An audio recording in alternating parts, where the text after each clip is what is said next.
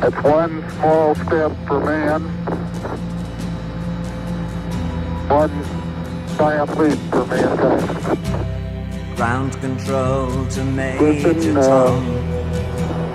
Tranquility Base here. The Eagle has landed. Ground control to Major Tom. Hi, David Bellman here, Bellman Jewelers, and I'm here with my good friend Bobby Livingston, who has probably one of the rarest watches in the world right here on our desk for 5 minutes, because then it's got to go back into the vault. So thank you very much for giving us this rare opportunity, because I'm really excited about having this watch here in our presence. Well, it's amazing, David. As you know, it's the only watch that you could own that was on the lunar surface. All the other watches that the astronauts wore when they were moonwalking were Omega Speedmasters, and those were officially bought by the government, so they're all government property and in the National Collection in Washington. So this was a backup watch that was used by astronaut Dave Scott when his Omega Speedmaster failed. The crystal, is it a Hesalite crystal? Yes. Popped off somehow, we don't know how, but when he returned after his second moonwalk, he retrieved his backup watch, took the strap off the Omega, and this is the strap that was actually on the lunar surface for all 3 spacewalks. Wow. So that's a pretty amazing artifact in itself. But the Bulova chronograph, which was made by the Bulova company in their attempt to get an American-made watch on the lunar surface, this is the only one that really exists, and it's the only one that you can own that was on the moon. I understand that this also is a one-off watch, that they never made this model again. They just made it this one time. So it's a one-of-a-kind watch that's been on the moon and brought back, and then can be purchased as a private auction with RR Auctions. That's correct. General Omar Bradley, who was the famous general, I don't know if you remember the movie Patton, but Carl Malden played him. So he was a fierce World War II general, a proud American. He became president of the Bulova Watch Company, and because Omega had won the contract, NASA told Bulova, we don't need a chronograph. Well, Omar Bradley wasn't going to listen to that, and he had this watch produced, tested it against the Omega Speedmaster, felt it outperformed the Omega Speedmaster, and wanted to get a watch, as he said, on our boys while they walk on the moon, and get that foreign-made watch off of their arms. Wow. So this is the watch that this is the watch that Bulova made to compete with the Omega Speedmaster. But because Bulova never was told that it was actually used on the lunar surface, there was never an opportunity for Bulova. I see.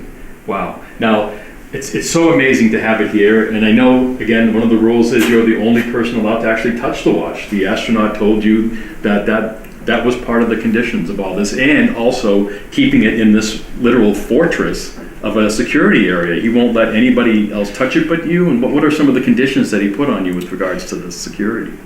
Well, we've been working with the astronauts since about 2011, and Commander Scott trusts us as material. We sold his hand controller, his joystick that he landed on the moon with, for $600,000, and this is worth more. So he asked me when he brought it here and brought it to the fortress here in Boston, that nobody touches it, nobody examines it, and except for me and then the future buyer. Right. So.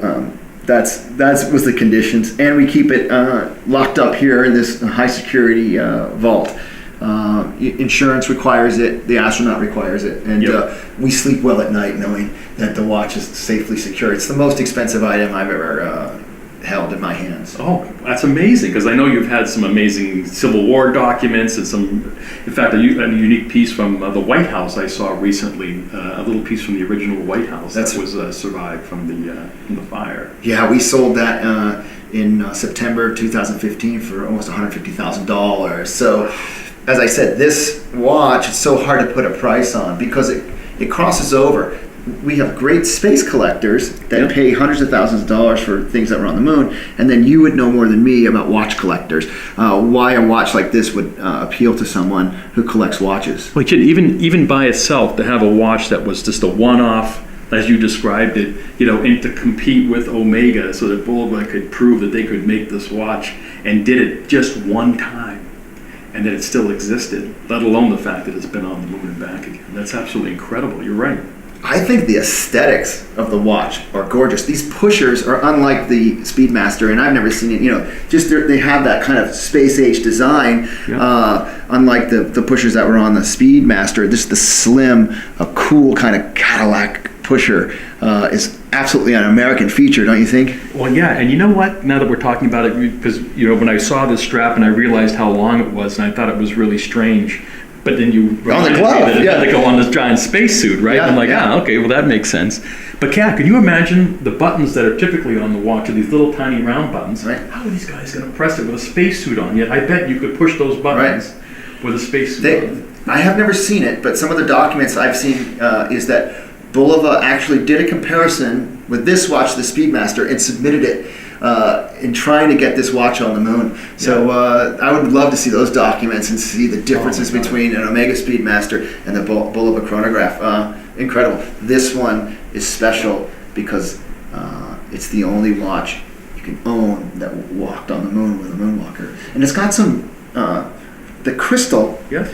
I think another watch feature I find is fascinating is the way the crystal is elevated up off the watch. I think it's a glass crystal, I believe, which is different again from the Speedmaster. So some of these features are absolutely unique. I think it's fabulous. No, it is. It's and you know how much I love history. And then to find again another unique historical piece that's jewelry related, and letting us be a part of it is really a thrill. I just want to thank you very much for giving me and my customers and viewers this opportunity. Of course, David. You're always our expert on these things. Thank you. Thank you very much. Ground control to Major Tom.